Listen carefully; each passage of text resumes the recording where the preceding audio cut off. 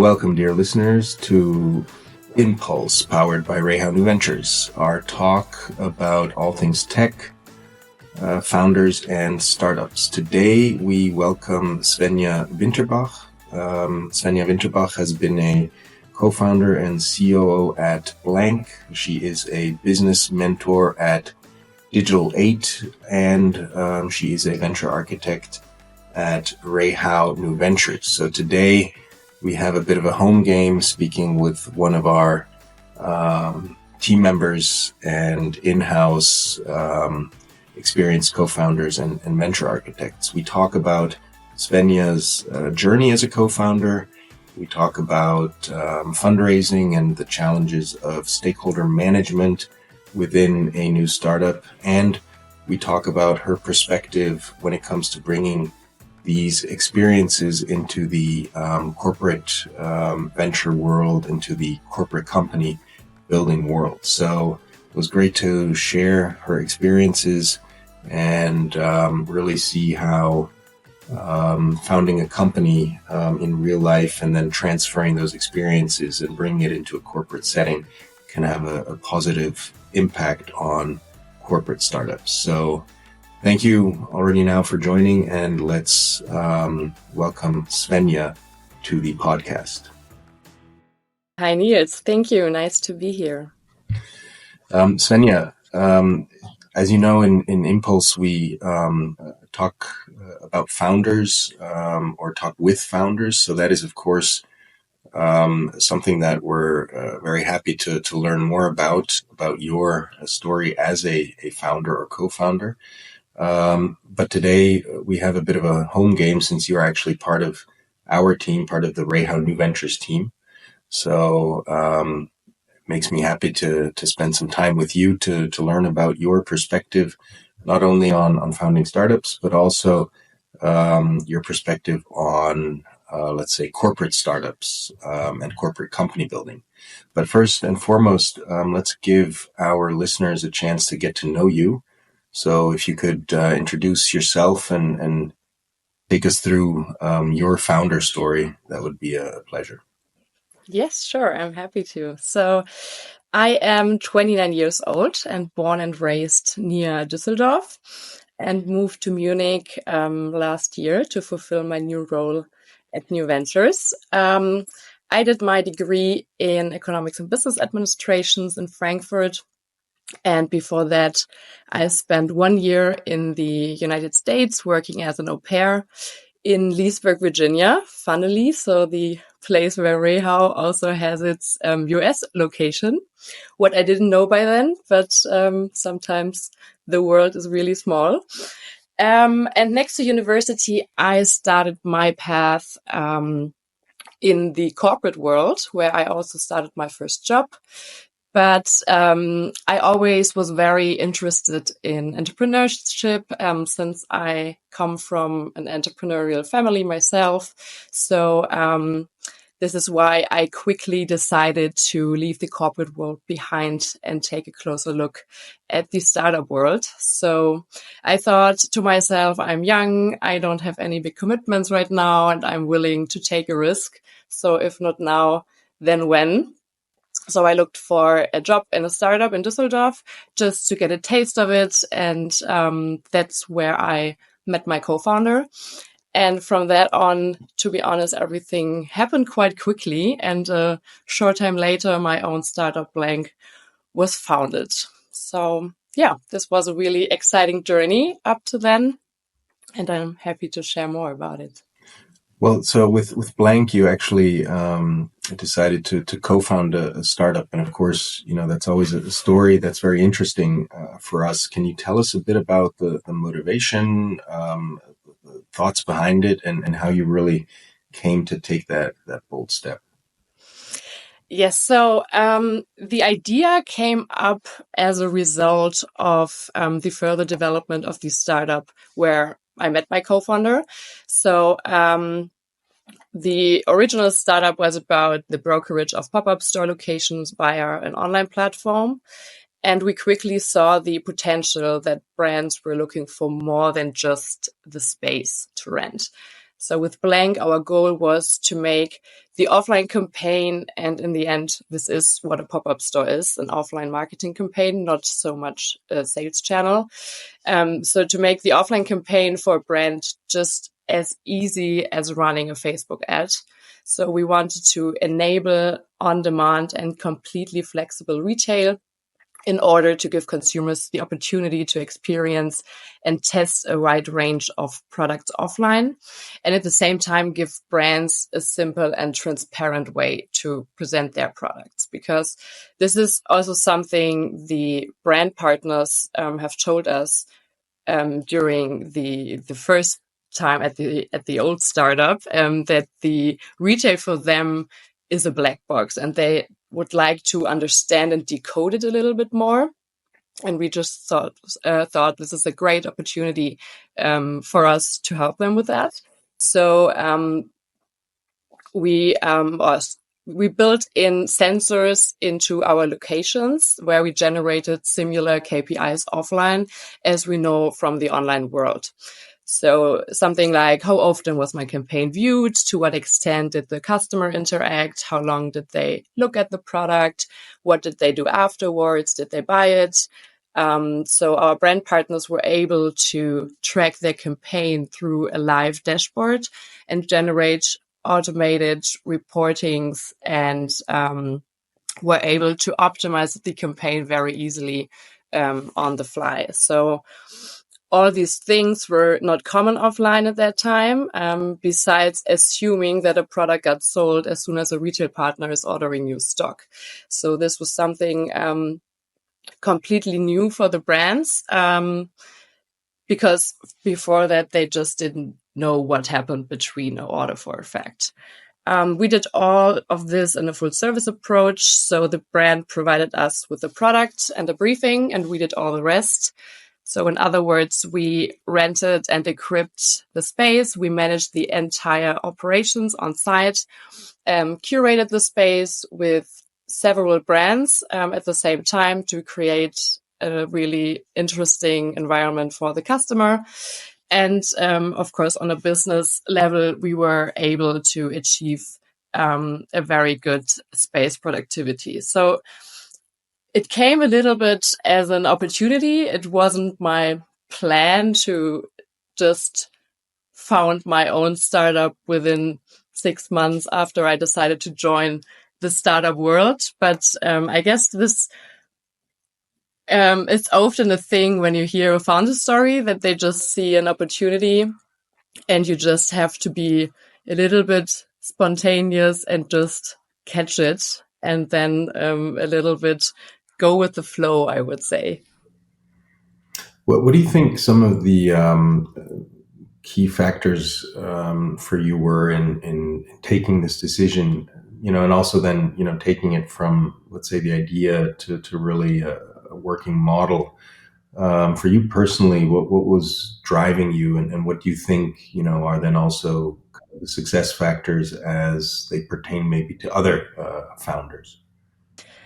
Well, at first, my motivation was just that I wanted to build something on my own and I wanted to really have an impact. And this was something I was missing a little bit in my corporate role in the beginning, when you are in a stronger hierarchy and you can't really, you're not that free in your decisions and what you are planning to do, or you cannot really bring all your ideas to life. And I just felt like I have this energy and motivation to really, build something on my own, build a company, and to see an idea grow. And regarding the success factors, I guess I can probably talk about this for a long time, but to get it to a point briefly, I think in the first place, you really need a passionate founding team that knows exactly where their strengths and weaknesses lie. And ideally, they complement each other. And you have a very clear area of expertise. So then you should go to market with a very clear first product, listen to your customer along the way and all the time, and proceed in a very focused manner by setting very clear goals and milestones. And that sounds easier said than done, because as soon as you build up traction and things are supposedly going well, so many opportunities arise that you can sometimes say, in Germany, we say, den Wald vor lauter Bäumen nicht mehr sehen. So you can lose your focus really fast. And the key here is, from my point of view, to find a balance between not closing your eyes to exciting opportunities, of course. I mean, if there is a great chance, you should take it if it's beneficial for the overall goal, but also not chase after every supposedly exciting option. You can't do everything. It's really important to say no. And we always said a restaurant that serves every type of cuisine is never a good one. So you should really know where your competences lie. And then ultimately, of course, bringing or having a network is always a big help. And you need to build a really strong team, and as a founder, learn quite fast to hand over responsibility soon.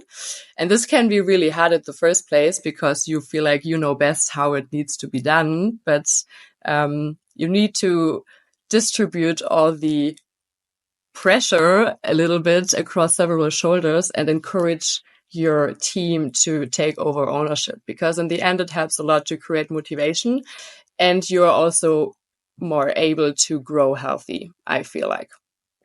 And in the beginning, maybe being a little naive, especially if you're doing it for the first time, also can help a little. So you do not get too much anxiety in the first place, what you are bringing yourself into. So I was a little naive in the beginning, definitely. Okay. Well, look, I mean, in a nutshell, then it's really all about passion, expertise, focus, and then, building a team that's able to shoulder the development of the startup going forward. And all of that, of course, in a context of your network, your connections to different stakeholders. And look, I think maybe, sometimes getting into something and figuring out along the way, I guess that is what it makes it a kind of learning journey at the end of the day. And I'm sure that's something that many founders will be able to relate to. Maybe before we move on to some other topics, just take us briefly on the rest of the journey. So you founded the startup with a co-founder. You defined your product offer, which is kind of this new, more interactive retail experience for brands, giving them a completely different level of insight into the customer journey and into the customer interaction with products. But then how did that startup journey continue? So where did you ultimately end up, and how did the startup actually develop and take off? Let's hear a bit more about that interesting chapter in your life.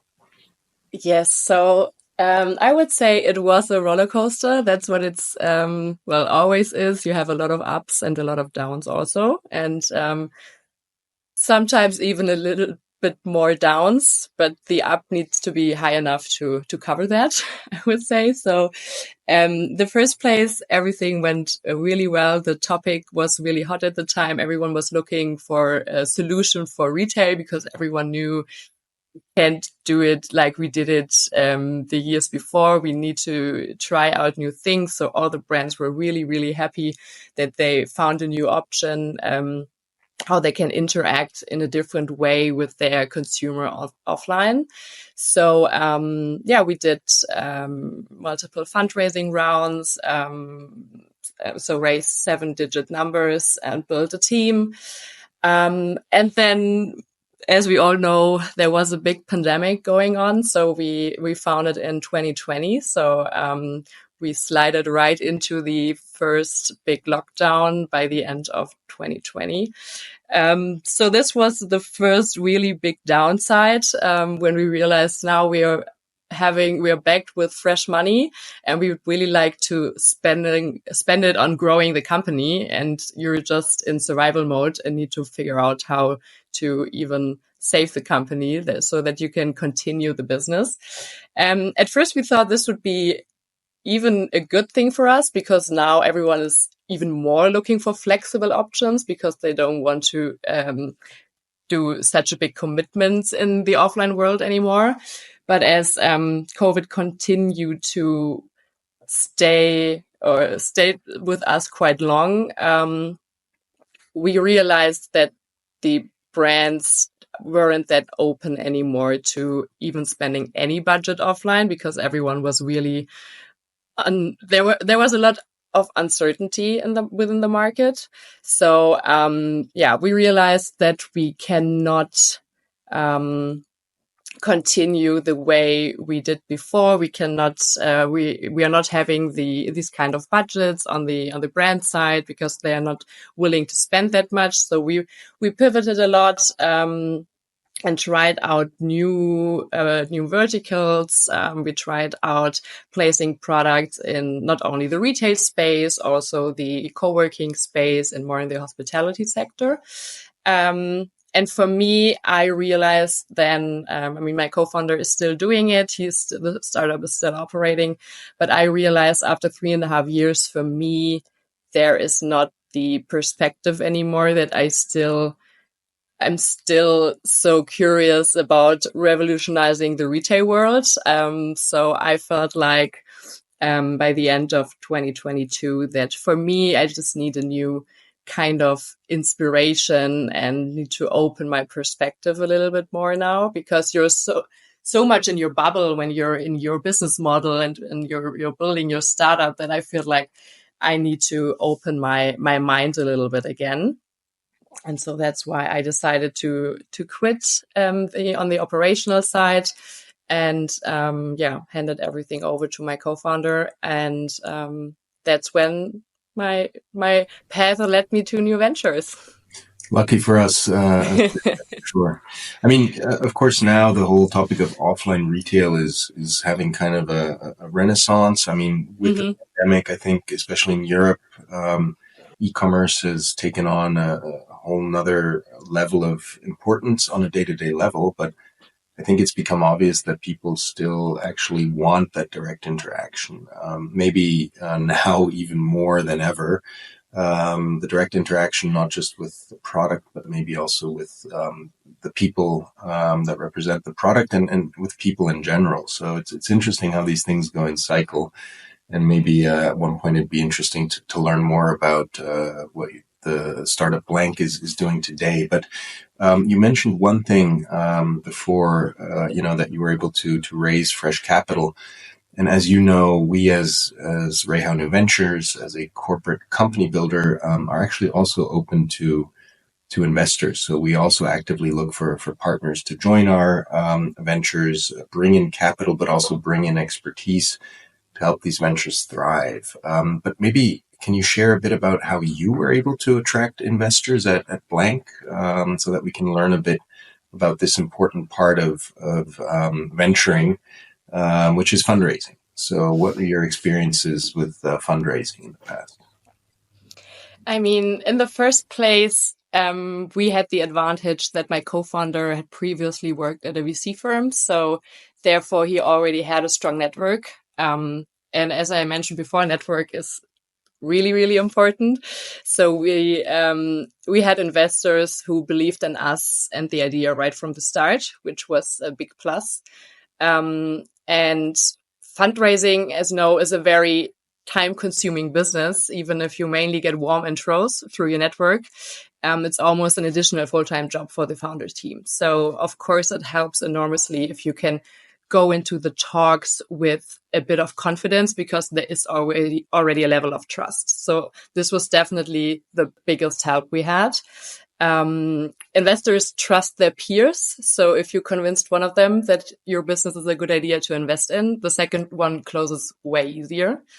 It also helped us a lot that we were a diverse team. We were explicitly told that very often. And since we raised very early stage, 30% of the investment decision is based on the founder team. So this is probably why it helped us also a lot that we just really, on a personal level, liked each other and had a good energy together. So they just believed in us or trusted us that we as a team can build up this idea. And this is a soft factor maybe, but never to be underestimated, because in the end, it is a people's business. And last but not least, as I mentioned, it helped us a lot that the topic was just simply very hot at the time, and everyone was on the lookout for a new rising star and wanted to spend money in that area. So that what helped us to open the door a little faster also.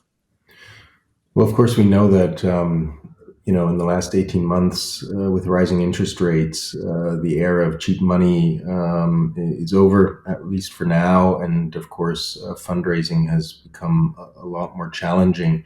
Who ended up investing? Was that a classic VC kind of as an anchor investor, or more kind of a business angel?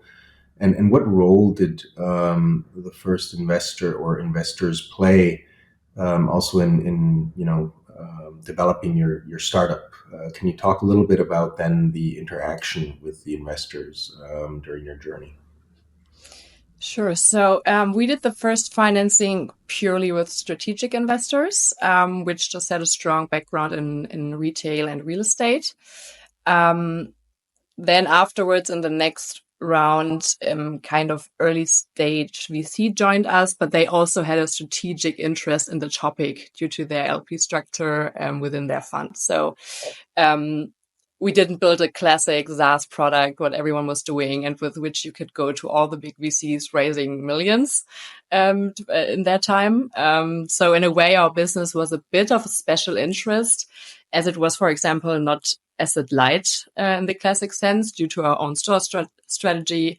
We always needed a little working capital to cover the setup invest, which a lot of, or it would naturally put many classic VCs off at first. So, but this was fine with us. So we totally skipped the business angel part. The strategic investors have also been professional investment firms.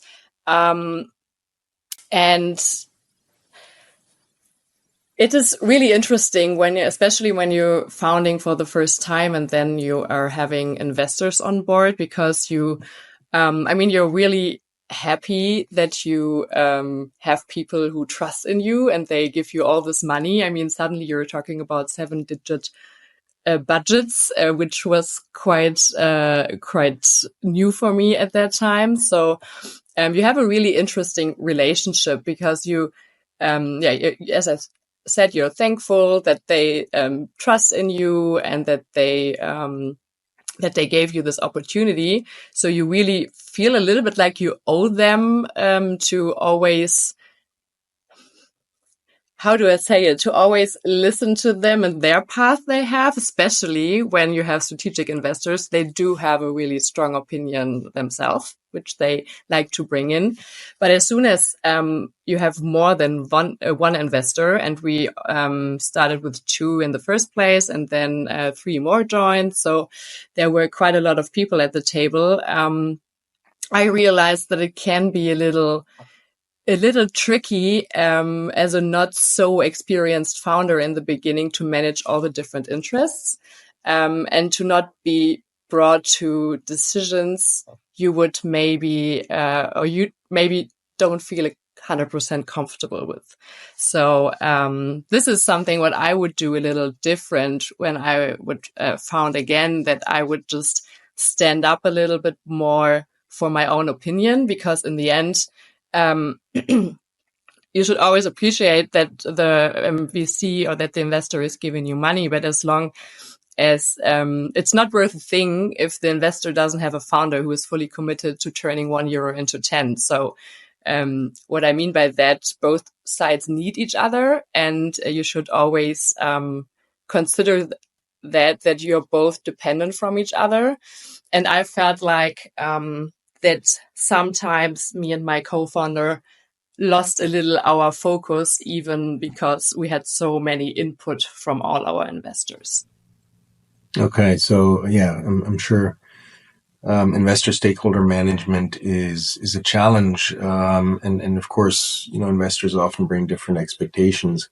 At the same time, you as a founder need to be focusing on the business development. So that can be a bit of a conflict of interest. Now with Rayhan Ventures being a corporate venture builder, we have a bit of a different situation because actually, Rayhan Ventures is always the, let's say, anchor or seed investor, so to speak. And so, we are the main investor and stakeholder for an important phase when building a venture. Now, you decided to switch from, let's say, being a founder to then going back to a more corporate role, but at the end, you're still responsible for supporting our startups and helping them to be successful. So with this new role, and if you compare it a bit to the, let's say, startup situation out in the wild, so to speak, what are your kind of key takeaways if you compare those two settings? Company founded by startups or startup founders versus a company that's being founded within a kind of corporate company building setting. What are your key learnings there if you compare the two? I would say in any case, it has advantages and disadvantages, both ways to found a startup. And at first, I guess every founder has to consider carefully which model suits you as a person. And I have to say, I would have been happy to not be left to my own devices in some areas. I mean, when you have professional investors on board, they are not helping you with your operations. They are not sitting there with you talking about a specific problem, how to bring down your customer acquisition cost. They just tell you, well, you need to bring them down, but then that's it. So they don't sit there and do brainstorming and consider how you can manage to get to your goals. So I feel like this is a big advantage you have in this corporate setup, that you really have people which are into your business model on a quite operational level and quite deep, and are really helping you on an operational level. Having all the support functions is something that you don't have to worry about your recruiting that much, about your finances, about your accounting. So you have people you can talk to about it. I had to do it all by myself, and I had to learn it all by myself every day newly, I feel like. So having someone you trust and you have a really on a personal level a relationship to is something, especially in this early phase, which I see as a big benefit. You can do a reality check from time to time to see whether you're still on the track. And this naturally gives you a form of security. But I also think you do have less freedom when you're in the corporate world, especially when you start your business on your own and there's no investor involved. You can really do whatever you want to do, and you are really free to try out a lot, and you don't have to report to anyone. And I mean, when you start in a corporate setup, you start with an investor in the back right at the beginning, which is great, but this can lead to at least a feeling of less freedom, and there definitely is less freedom. So this is something, or a compromise, the founder needs to be willing to take, and it is important that it doesn't lead to a lesser level of ownership, I would say. So when it's not 100% your baby, you still need to feel like that, and you need to act like that. And this probably is a little bit easier for a founder when you own the company 100% and you really feel like, okay, this is my thing and I want to do it that way, and there's no one I have to ask for permission. I wouldn't say that our founders have to ask us for permission, but maybe sometimes they feel like that. And I guess this is a little bit a challenge, especially when someone isn't that experienced in founding. And at the same time, I guess the setup we have is really interesting for someone who is founding for the first time, because you're not completely on your own. So this is something I see as also as something in my role. I am trying to help with a lot to really, give the founders the security, but also encourage them to feel like, hey, this is your thing, and if you want to do it that way, then do it, and don't consider too much what anyone else would think of it. Yeah, I mean, we definitely need to strike that balance between, trying to create a setting that is as real as possible when it comes to, real startup conditions. But at the same time, of course, we are, part of a corporate entity, and we have certain governance issues that we need to consider. And, personally, looking back now over the last roughly 3 years, that we've been at it, striking that balance has been challenging. And, as you mentioned early on, at the end of the day, and that's also the key early stage investor rationale, it's all about the people. It's all about the founders. It's all about, the kind of the passion, the mindset, the dedication of the people standing behind the ventures, and really driving it to success. So we've also, seen that it's a challenge to get exactly those people. That's the key success factor for us. So yeah, that's going to be interesting to see how we continue to develop in our setting with our framework. And it's great to have you along for the ride, being a successful female founder, bringing your kind of experience from your startup into the game, and really working hand in hand with our teams to help them hopefully then break through and become successful. You're also an advisor or business mentor in the Digital 8 platform. Can you tell us a bit about those activities? Because I assume there you continue to have contact with startups, and also you're sharing your expertise there. So what are you doing there, and what are your kind of takeaways from that mentoring activity? Yeah, so what we're doing with Digital 8 is more providing a reverse mentoring option, meaning I am mentoring more experienced people from different business sides. So, for example, if someone in a big corporate, or even in a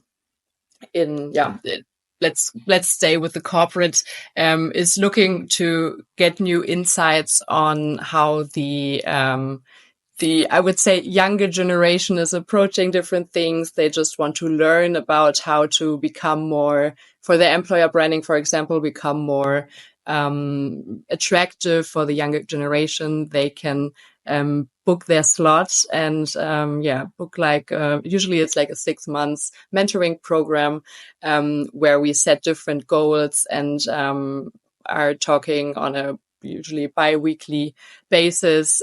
So I just share my insights, and they can hopefully benefit from. And usually I experience that especially my founding activities are very interesting for them, and to learn a little bit more about how I created my company culture, how I built up my team, how was our working mode. Because I mean, in my startup at Blank, we had, I would say, on average, our team was probably 25 maximum. So we had really a junior team, what usually you have in the beginning because you can't afford more. But the setup usually is quite interesting for those people who are working in big organizations to understand how this generation or this kind of setup works, and how we have our working mode. Okay. Which is also quite challenging sometimes because, especially right now where we have a lot of remote or hybrid working models, you really need to create a kind of digital company culture, which is also challenging. Interesting. That's actually fascinating. I do believe that reverse mentoring can be very helpful for larger organizations, and especially then, higher management, where usually, you're dealing with people who, are, at the back end of a longer career, meaning they've been, socialized in a certain corporate setting for many years, just to get that kind of fresh input. I think that's something that actually most larger organizations could really benefit from. So fascinating to hear that you're active there, and I'm sure that must be interesting. Are you dealing mainly with German corporates or larger organizations, or is it a bit more international? What's the setup? No, the setup is focused mostly on Germany. I mean, it's still a young organization. I would say it's also a startup. So they are operating for a couple of years now, but focused in Germany. They have a strong background in finance. So, my projects or my previous projects have mostly been in the finance sector, which is especially interesting, but because I would say it's a little bit a really traditional sector we still have. So for them, it's, I guess, especially interesting to get some fresh insights here. Okay, fascinating. Great. Well, Svenja, it's been great talking to you. Great to learn about your personal startup journey. And of course, we look forward to your inputs here at Rayhound Adventures. So thank you very much for taking the time and sharing. And warm regards here from Zurich to Munich. Did it also snow overnight in Munich? No, actually, it got a little warmer now. We have like we are over zero now with the temperature, so no snow anymore. Okay, well, last night we had a huge dump of snow here. So we Oh, all woke really? up to, about 20 centimeters of new snow. So it's been, winter has hit us again here in Zurich. And I have to say that really provides a good mood now for the weekend. So, Yeah, right. So you need to go skiing, I guess. exactly, exactly. All right, Svenja, Perfect. lovely talking to you. And yeah, catch up soon. Thank you. Thanks so much for having me. It was really nice. Thank you, dear listeners, for joining. That was Impulse, our talk with Svenja Winterbach. Thank you, as always, for Alice Lottes and Daniela Jahn on editorial support. Thank you, Christian Hempfling, for production support, and we look forward to welcoming you again in our next podcast. Over and out. Stay safe. Bye bye.